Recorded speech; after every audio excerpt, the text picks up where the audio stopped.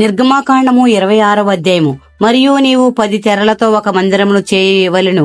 నీల ధూమ్ర రక్తవర్ణము గల పేనిన సన్నపు నారతో వాటిని చిత్రకారుని పని అయిన కెరూబులను గలవాటిగా చేయవలెను. ప్రతి తెర పొడుగు 28 మూరలు, ప్రతి తెర వెడల్పు 4 మూరలు. ఆ తెరలన్నిటికీ ఒకటే కొలత. 5 తెరలకు ఒకదానితో ఒకటి కూర్పవలెను. మిగిలిన 5 తెరలను ఒకదానితో ఒకటి కూర్పవలెను. తెరల కూర్పు చివరను మొదటి తెర అంచున నీలి నూలుతో కొలుకులను చేయవలను.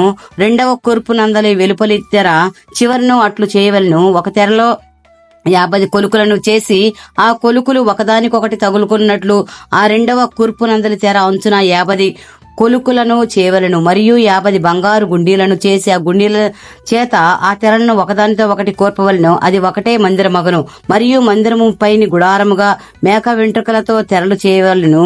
11 తెరలను చేయవలను. ప్రతి తెర పొడుగు 30 మూరలు, వెడల్పు 4 మూరలు. 11 తెరలతో కొలత ఒకటే. 5 తెరలను ఒకటిగాను 6 తెరలను ఒకటిగాను ఒకదానికొకటి కోర్పవలను. 6వ తెరను గుడారపు ఎదుటి భాగమును ఉండవలను. తెరల కూర్పునకు వెలుపలనున్న తెర అంచున 50 కొలుకులను, రెండవ కూర్పు నందలి తెర అంచున 50 కొలుకులను చేయవలను. మరియు 50 ఎత్తడి గుండీలను చేసి ఒకటే గుడారమగినట్లు ఆ గుండీలను కొలుకులకు తగిలించి దాని కోర్పవలను.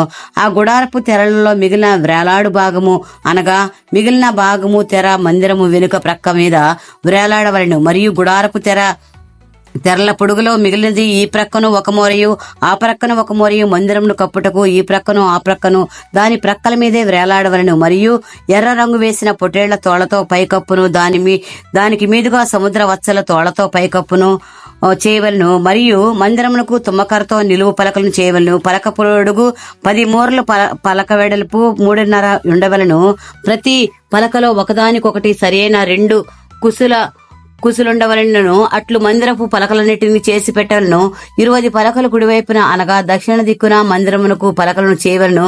మరియు ఒక్కొక్క పలక క్రింద దాని 2 కునులకు 2 దిమ్మలను, ఆ 20 పలకల క్రింద 40 వెండి దిమ్మలను చేయవలను.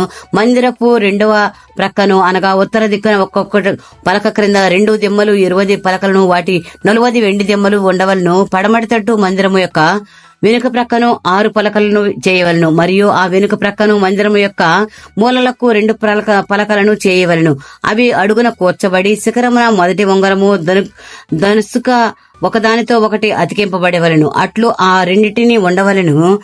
అవి 2 మూలలా కుండును. పలకలు 8, వాటి వెండి దిమ్మలు 16. ఒక్కొక్క పలక క్రింద 2 దిమ్మలుండవలను.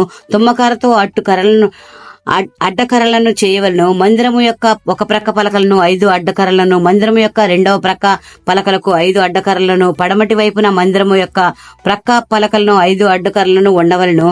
ఆ పలకల మధ్య నుండి నడిమి అడ్డకర్ర ఈ కొస నుండి ఆ కొస వరకు చేరి ఉండవలను.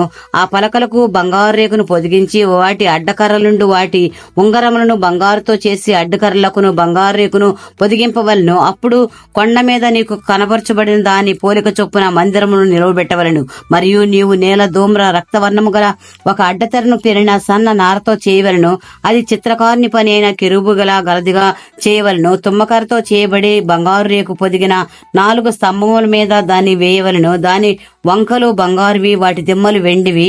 ఆ అడ్డతెరను ఆ కొలుకుల క్రింద తగిలించి సాక్ష్యపు మందసపు అడ్డుతెర లోపలికి తేవలను. ఆ అడ్డుతెర పరిశుద్ధ స్థలములకు అతి పరిశుద్ధ స్థలములకు వేరు చేయును. అతి పరిశుద్ధ స్థలంలో నీ సాక్ష్యపు మందసపు మీద కరుణాపీఠము ఉంచవలను. అడ్డుతెర వెలుపల బల్లను, ఆ బల్ల ఎదుట దక్షిణపు వైపునున్న మందిరము యొక్క ఉత్తర దిక్కున దీపవృక్షమును ఉంచవలను. మరియు నేల ధూమ్ర రక్తవర్ణము గల పేనిన సన్ననారతో చిత్రకారుని పని అయిన తెరను గుడారపు ద్వారమునకు చేయవలను.